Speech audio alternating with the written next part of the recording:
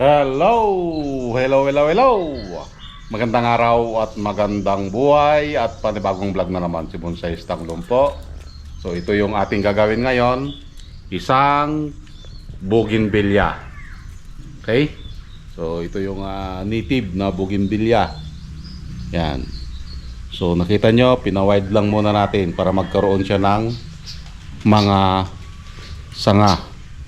Pero ganun pa man, ayusan na natin ito para mabigyan na natin ng sayaw yung mga ibang mga sanga.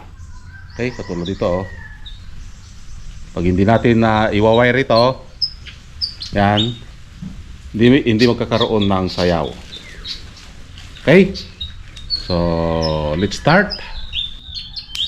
Putulan natin yung mga sanga para hindi gaanong mahaba, upang sa ganon kapag tayo ay mag-wire, ito ay walang sagabal.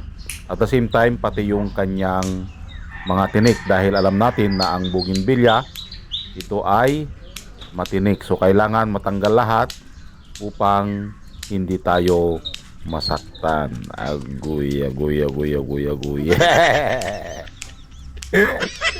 Hindi masaktan. Katapos nung ginawa niya, hindi ka nasaktan. Manhid na kapag ganoon. So nakita niyo, tanggalin natin lahat dito yung kanyang tinik. Okay? Dahil kapag tayo ay matinik, sigurado dudugo. Aguy, aguy, aguy, aguy. Sagabal sa himas ng sanga kapag may tinik. Okay, so ito ay unang latag ng kanyang mga sanga. So kailangan mabigyan ito ng liko. So after nating makalbo, yung mga pinagputulan ayusan na natin. Okay, katulad nito, dapat hindi mapansin ito na pinagputulan. Katulad din ito. Okay, so marami dito na pinagputulan na dapat nating ayusin. Okay? At gagamitan natin ito ng knob cutter. Ito yon yung ating ginagamit dito para hindi mahalata yung kanyang pinagputulan.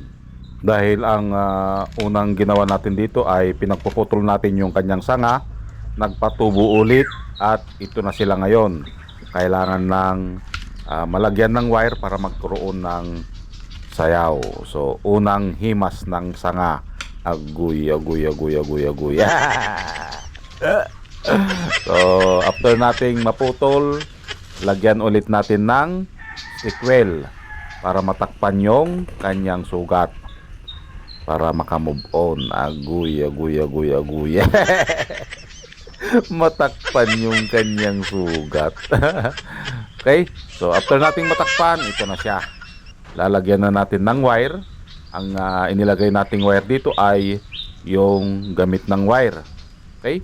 Para hindi sayang. Total, unang latag lang naman. Ang mahalaga dito ay yung mai-distribute natin ng mabuti kung saan pupunta ang kanyang mga sanga. Okay? So, enjoy lang sa panonood hanggang sa matapos nating i-wire ito.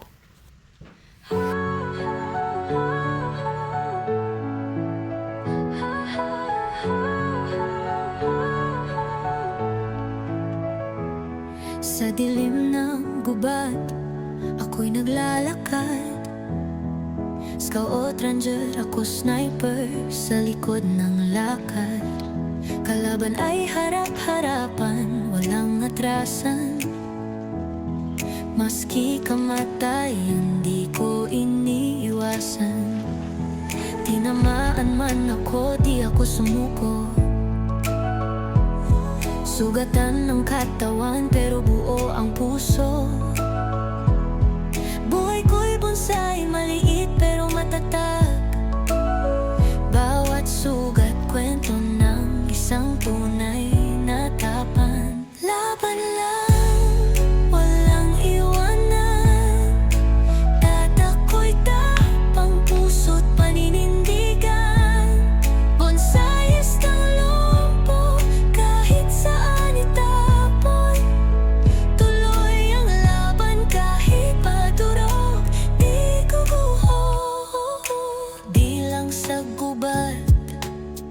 mabuti sa buhay. Bawat pagsubok akin ang nasubaybay. Minsan bumagsak pero lagi bumangon. Sa likod ng ngiti may libong hamon. Kahit na'y pilay, hindi pipikit. Pangarap ay tanaw, di ko i-give up to legit. Bonsai man ako, pero puno ng lakas. Aking tapang di mo kayang sukatin sa tatas. Laban lang, walang iwanan. Tatako'y tapang puso't paninindigan. Bonsais ng lupo, kahit saan itapon. Tuloy ang laban kahit padurog, di guguho. Sa bawat bonsai may kwento ng lakas. Kahit putol ang sanga, may ugat na matikas. Ako'y patunay na kahit may kapansanan, pwedeng maging bayani, tagumpay ang hantungan. Laban lang, walang iwanan. Tatako'y tapang puso't paninindigan. Bonsais ng lupo, kahit saan itapon. Yon, at natapos na nga nating ayusan. Ito na yung kanyang itsura. Okay? So, dito tayo mag-e-apex. Yan, kinuha natin. Then, itong lower part. Yan. Ito yung pinaka-first branch natin. So, nakita nyo kung paano natin pinutol. Pinutol natin dito para maging tapered. Okay? Yan. Oh. Ito yung kanyang back. Okay, side. Mag-uulo tayo dito konti. And then, pati to. Pati to. Yan, may ulo dyan. Yan. Okay? And then, kung ikutin natin ito. Yan. Ito yung kanyang pinaka-back. Ikot. Ulit.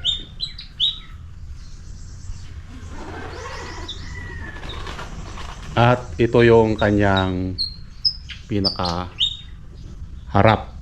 Yan. So nagputol na tayo dito, and then dito sa lower part, di natin pinutol ito, dapat malaki ito. Yan, itong ano na ito. Okay, ganun din doon.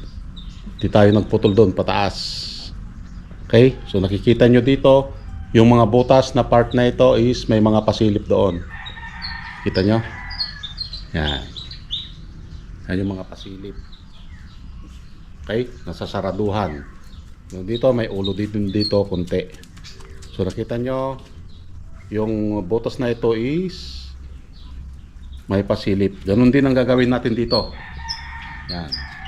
May pasilip din siya doon. Okay? So ito ay isang bougainvillea. Maganda ito pag ito ay natapos. At the same time, ito yung mga pinagpuputol natin kanina. Ginamitan natin ng knob cutter. Yan. And then nilagyan ng stick wheel para hindi mabulok. Kasi ang bougainvillea ito ay isang soup food. Kaya kailangan takpan yung sugat. Agoy. Kailangan takpan yung sugat na iniwan para makamove on. Basta sugat, takpan para makamove on. Okay? So, maraming salamat at nasamahan nyo na naman si Bonsai Stang Lumpo sa kanyang bougainvillea. Hanggang sa muli. Bye-bye.